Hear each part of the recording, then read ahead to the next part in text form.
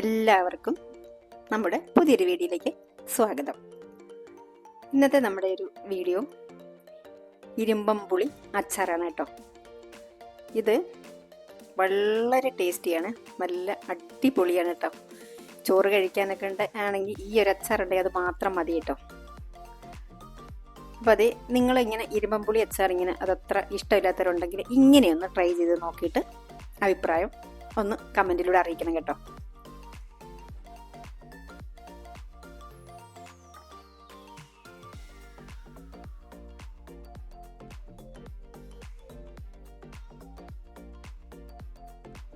ഇപ്പോഴത്തെ ഇരുമ്പമ്പുളി ഇവിടെ ഞാൻ പറിച്ചു കൊണ്ടുവന്നിട്ടുണ്ട്.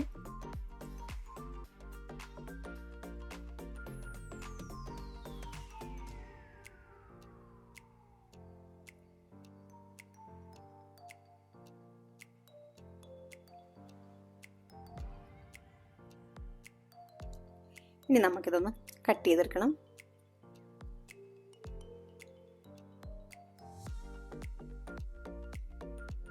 ഇങ്ങനെ നീളത്തിലാണ് കേട്ടോ ഇത് കട്ട് ചെയ്യുന്നത്.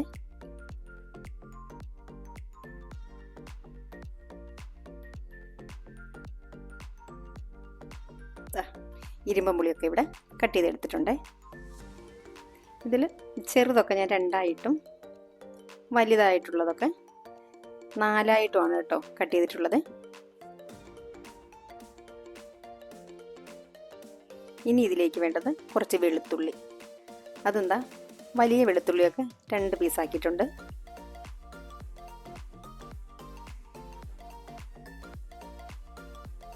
ഇനി അച്ചാർ ഉണ്ടാക്കാൻ തുടങ്ങാം. ഒരു പാൻ വെച്ചിട്ട് അതിലേക്ക്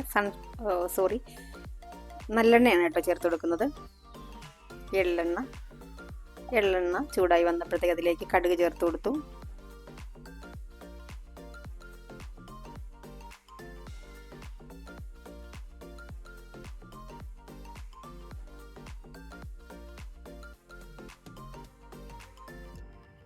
വറ്റൽമുളകും കറിവേപ്പിലയും ചേർത്ത് കൊടുത്തു.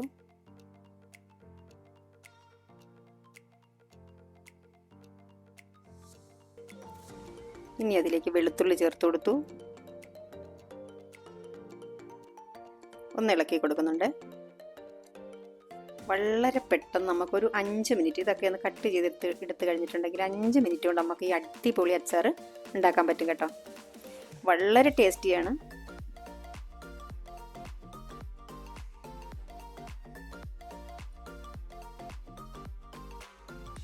ഈ വെളുത്തുള്ളി അത്യാവശ്യം നന്നായിട്ടൊന്ന് വാടണം കേട്ടോ.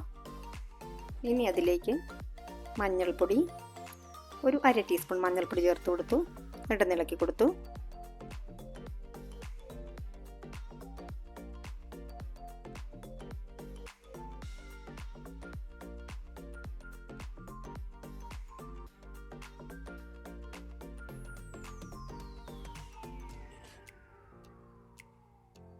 ഇതാ 3 ടീസ്പൂൺ ടേബിൾ സ്പൂണാണ് മുളക് പൊടി ചേർത്ത് കൊടുത്തു. ഇനി ഒരു 1/4 ടീസ്പൂൺ കായപ്പൊടി,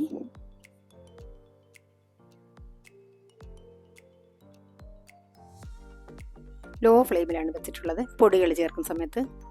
എന്നിട്ട് നന്നായിട്ട് അങ്ങ് മിക്സ് ചെയ്യണം.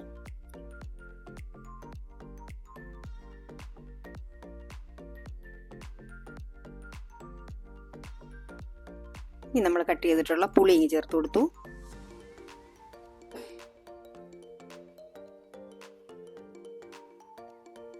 പുളി ചേർത്ത് ഉടനെ തന്നെ ആവശ്യത്തിനുള്ള ഉപ്പ് കൂടി ചേർത്ത് കൊടുത്തു.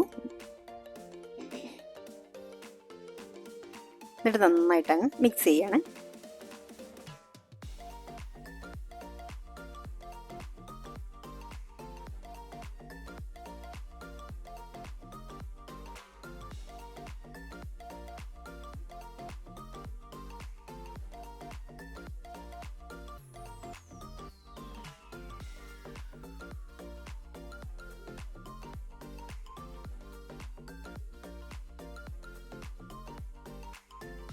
ഇനി കുറച്ച് ഉലുവയും കടുകും കൂടെ വറുത്ത് പൊടിച്ചത് അതുകൂടെ ചേർത്ത് കൊടുത്തു.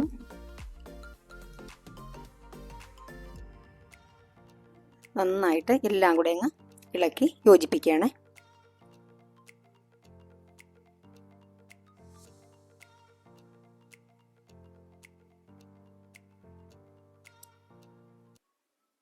വളരെ എളുപ്പത്തിൽ നമ്മുടെ അതേസമയം നല്ല ടേസ്റ്റി ആയിട്ടുള്ള നമ്മുടെ അച്ചാർ ഇവിടെ റെഡി ആയിട്ടുണ്ട്. ഇതൊരു പ്രാവശ്യമെങ്കിലും ഒന്ന് ട്രൈ ചെയ്ത് നോക്കണം കേട്ടോ.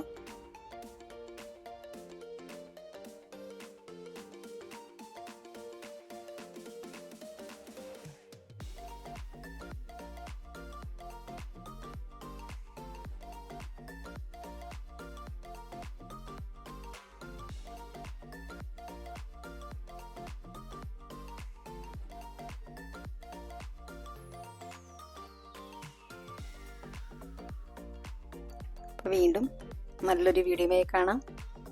ടാറ്റാ.